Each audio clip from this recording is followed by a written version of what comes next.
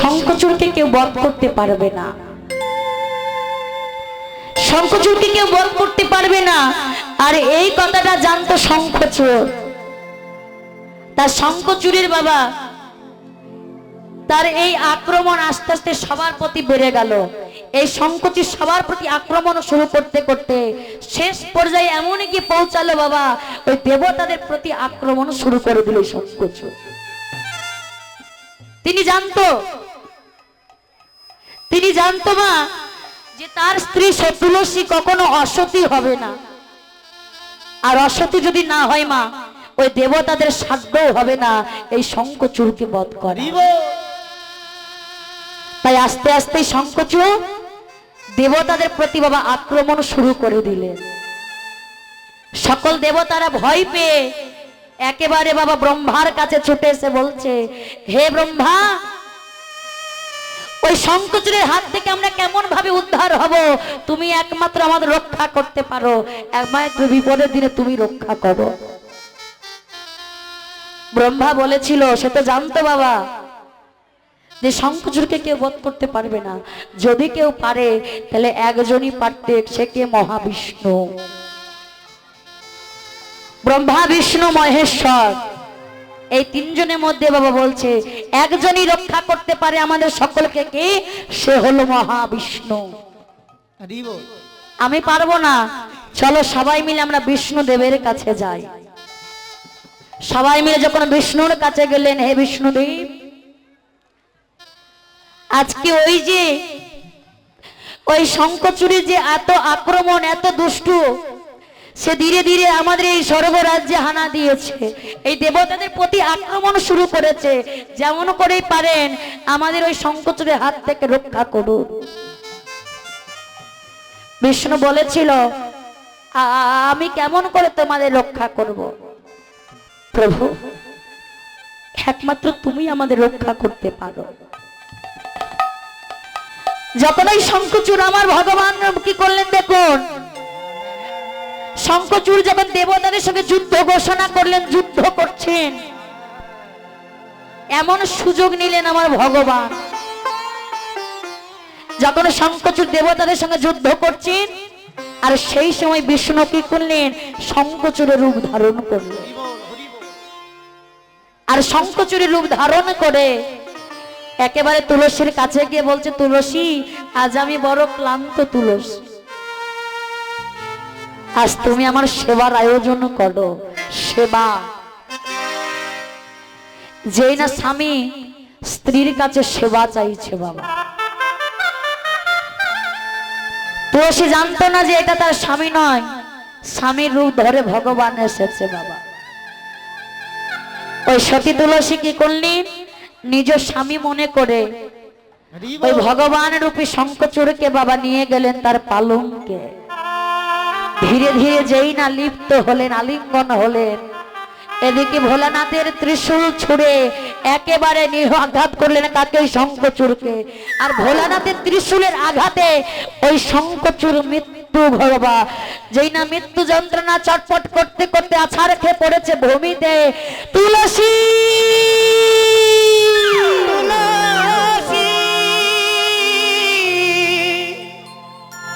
ও তুলসী, তুলসী, ও তুলসী, তুলসী তুলসী বলে তার মৃত্যু হয়ে গেল শঙ্খচূড়ের। সেই শঙ্খচূড়ের বাবা আর্তনাদ এসে পৌঁছেছে কার? তুলসীর কর্ণে। যেই না কর্ণে চমকে উঠে বলছে, কে তুমি? সত্য করে পরিচয় দাও, কে তুমি? তো আমার স্বামী নও। আমার স্বামী তুলসী। তুলসী বলে এখনই মৃত্যু বরণ করলো, তাহলে সত্য করে পরিচয় দাও, কে তুমি? যে তুমি আজ আমার স্বামীর রূপ ধরে আজ আমার এত বড় ক্ষতি করে দিলে, কে তুমি বলো? ভক্তের কাছে ভগবান ধরা পড়ে গেল। আজ ভক্তের কাছে যখন ভগবান ধরা পড়ে গেল, ভগবান আসল রূপে যেই না ফিরে এসে তুলসীর সম্মুখে দাঁড়ালেন, প্রভু তুমি? আজ তুমি আমার এত বড় ক্ষতি করে দিলে। আমরা তো জানি প্রভু, তোমার ভক্তরা বিপদে পড়লে তোমাকে স্মরণ করে, তোমার কাছে যায়। আজ তুমি ভগবান হয়ে আমার এত বড় ক্ষতি করে দিলে। তুমি বলো প্রভু, এখন আমি কার কাছে যাব? হরি বল, হরি বল। আজ আমার বিপদের দিনে আমি আর কাকে ডাকবো বলো প্রভু, তুমি বলে দাও। যেদিন থেকে জ্ঞান হয়েছি তোমাকে প্রভু বলে জেনেছি, তোমায় শ্রদ্ধা করেছি, তোমার চরণে অঞ্জলি দিয়েছি, তাহলে এখন তুমি বলো প্রভু আমি কোথায় যাব? আর তুমি ভগবান হয়ে আমার এত বড় ক্ষতি করলে, আমি যদি সতী হয়ে থাকি, শোনো প্রভু, আজ আমি তোমাকে অভিশাপ করছি, তোমায় পাষাণে পূজিত হতে হবে। নিতাই গৌর হরি বল, হরি বল, হরি। ভক্তের অভিশাপ আমার ভগবান মাথায় পেতে নিলেন বাবা। আর মাথায় পেতে নিয়ে ওই তুলসীকে আশীর্বাদ করছে, তুলসী এই যে তুমি বলছো তুমি অসতী হয়ে গেছো, আজ আমি তোমাকে আশীর্বাদ করছি তুলসী, তুমি অসতী নও। ভগবানের সেবায় কেউ কখনো অসতী হতে পারে না।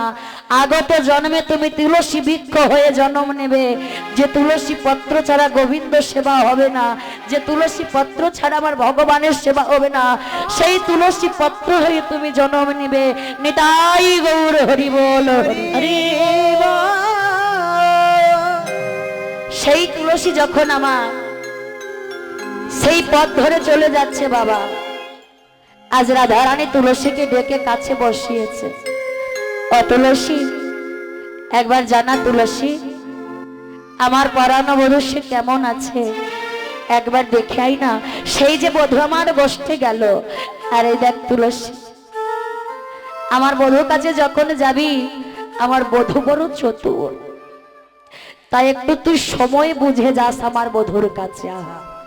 সময় বুঝিয়া সরস হইয়া, সময় বুঝিয়া সরস হইয়া, সময় বুঝিয়া সরস হইয়া, সময় বুঝিয়া সরস হইয়া, মিলিবি না গর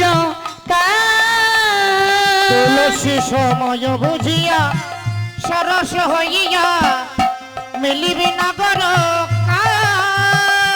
চতুরে নিকটে কহিবা কপটে, রাখিবি আপন মান। আচ্ছা, চতুর নিকটে কহিবি কপটে, রাখিবি আপন মান। মানে যেন হারাস না রে, মান যেন। যখন ওই সরসীর বলে গোবিন্দ গোবিন্দ বলে কাঁদছে বাবা, আর কোন ভক্ত যদি এমন ভক্তি ভরে ভগবানকে ডাকতে পারে, ভগবান না এসে কি থাকতে পারে? ভক্ত, ভক্ত কাকে বলে মা? ভকত, তিনটি অক্ষর দ্বারা ভক্ত কথাটি গঠিত।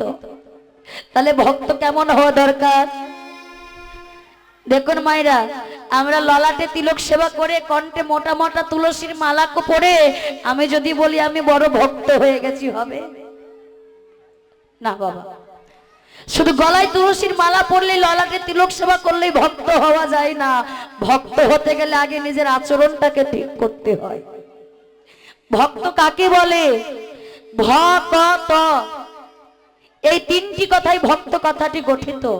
দেখুন মায়েরা, কৃষ্ণ ভক্তকে সারাটা জীবন কাঁদতে হয়, কারণ ভগবান দেখুন, যারা অনেক অনেক ভক্তরা আছেন দেখবেন, কেউ শিবের ভক্ত, কেউ কালী ভক্ত, কেউ লক্ষ্মী ভক্ত, কিন্তু কৃষ্ণ ভক্ত যারা হয় তাদেরকে সারাটা জীবন কাঁদতে হয়। কেন মা? কৃষ্ণ সবার মতো বাবা ওই রাজভোগ সন্দেশ ফল মিষ্টি মন্ডা বেলপাতা ওইসব কিছু চাই না, চাই শুধু নয়নের জল। ভগবান এযুগে বলে, যে করে আমার আজ সর্বপ্রথমে করি তার সর্বনাশ। সর্বনাশ করে না বাবা, সব নাশ করে। যে ভক্ত কৃষ্ণ ভক্ত হয় দেখবেন আগে কি করে, সেই ভক্তকে একা করে দেয়, সবার থেকে একা করে দেয়। কেন দেখবেন, যারা গোপাল সেবা দেয়, গোপাল ঘরে রাখে, যারা গোপাল ভজনা করে কি মাইরে দেখবেন তারা প্রসাদ ভোজি হতে হয়। যার ঘরে গোপাল সেবা দেয়, যিনি গোপাল নিয়েছেন, আগে তাকে প্রসাদ ভোজি হতে হয়। দেখুন মাইরা, আর যখনই প্রসাদ ভোজি হবেন, আপনি গোপাল নেবেন, ওই গোপাল কি করবে, আগে আপনাকে একা করে দেবে। কেন, আপনার মেয়ের বাড়ি যাবেন, আপনি সঙ্গে গোপাল নিয়ে যাবেন, আপনার মেয়েও জানে আমার মাটা যদি 10 দিন আগে আসে, তাহলে মায়ের জন্য একটা আলাদা ঘর রাখতে হবে, মায়ের জন্য আলাদা বেলা রান্না টান্না করার লোক রাখতে হবে। আপনার মেয়েও চাইবে যে আমার মা 10টা দিন আগে না আসে, যেদিন কাজ সেই দিন যেন আসে। তাহলে আগে আপনজন থেকে আগে বাবা একা করে দেয়। তারপরে কৃষ্ণ ভক্ত যারা হয়, আস্তে আস্তে ভগবান সব কেড়ে নেয়। কারণ ভক্ত ঘষে মেজে ভগবান পরীক্ষা করে নেয় যে যারা কৃষ্ণ ভক্ত, আমার ভক্ত, তারা কতটা কষ্ট সইতে পারে, কতটা দুঃখ সইতে পারে, ভগবান ঘষে মেজে পরীক্ষা করে নেয়।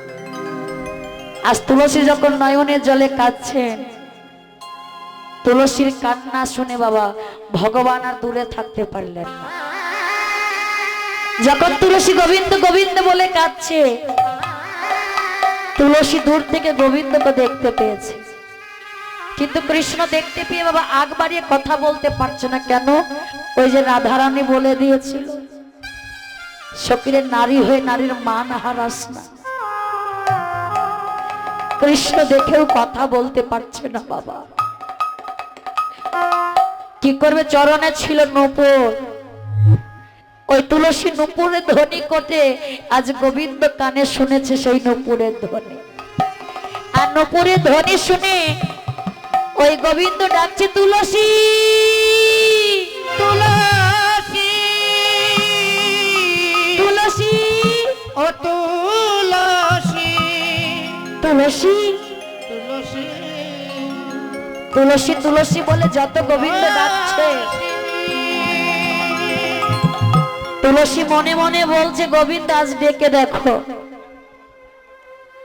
আজ ডেকে দেখো, ডাকলে কতটা সাড়া না পেলে কষ্ট পায়, আজ ডেকে দেখো। আহা, যেই নামা গোবিন্দ যখন তুলসীর কাছে এসে বলছে, তুলসী আমি কতক্ষণ ধরে তোমাকে ডাকছি। আহা, গোবিন্দ কতবার ডেকেছো, একবার, দুবার, 3 বার, খুব বেশি ডাকলে 4 বার। আর 4 বার ডেকে সারা পেলে না বলে তো আমার এত অভিমান।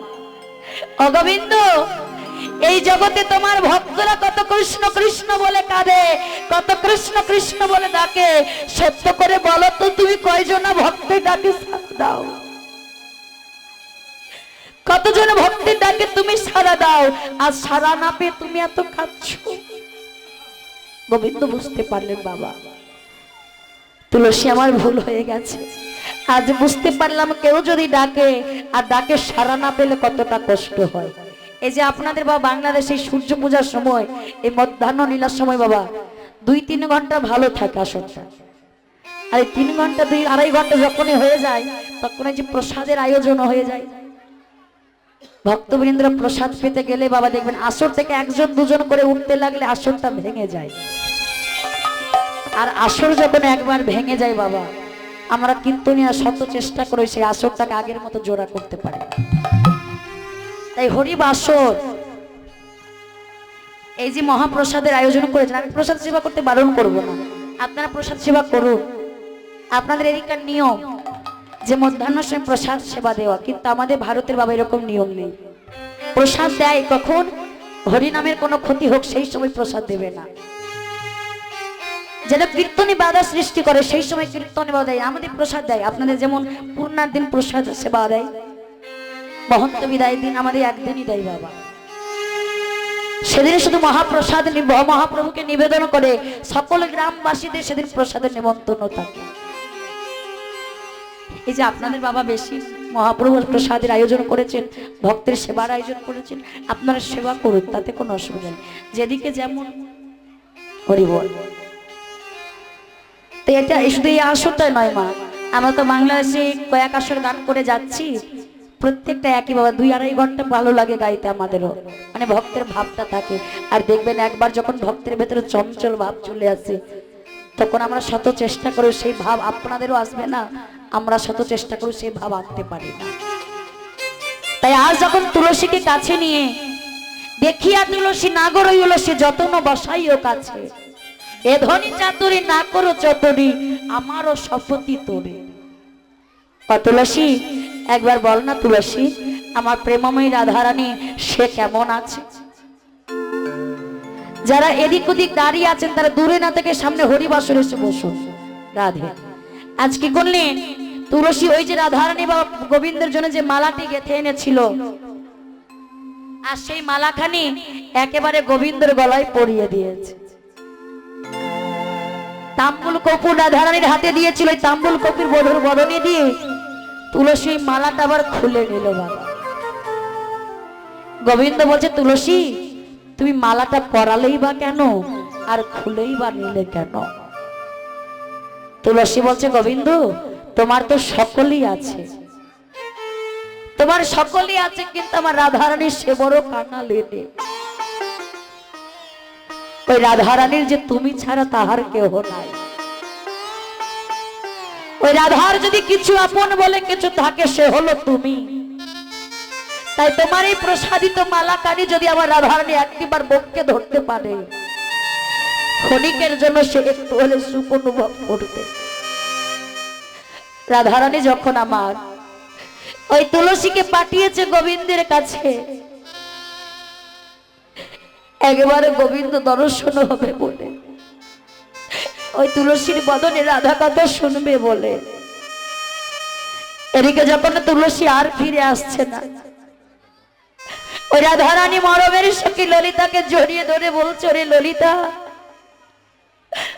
আমি বড় ভুল করে ফেলেছি, ওই তুলসীকে আমার বধূর কাছে পাঠিয়ে আমি বড় ভুল করেছি। কি ভুল? আমি যখন তুলসীকে বধূর কাছে পাঠালাম, কেন আগে থেকে সাবধান করে দিলাম না, ওরে তুলসী বধূর কাছে যাচ্ছিস যা, তবে বধূর নয়নের দিকে চাইবি না, যে একেবারে কৃষ্ণ নয়নে চায় সে যে জাতি কুল মানুষ ছিল সব ভুলে যায়। আমার মনে হয় কি জানিস ললিতা, ওই তুলসী আমার গোবিন্দ চরণে সে নিবেদিত হয়ে গেছে, আমার এই গোবিন্দ চরণে সে নিবেদিত হয়ে গেছে রে ললিতা।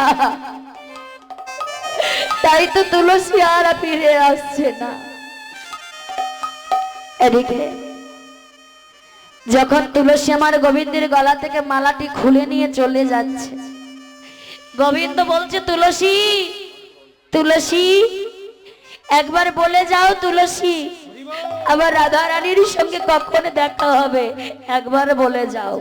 তুলসী কৃষ্ণর সঙ্গে কোনো কথা বললেন না, চলে গেলেন।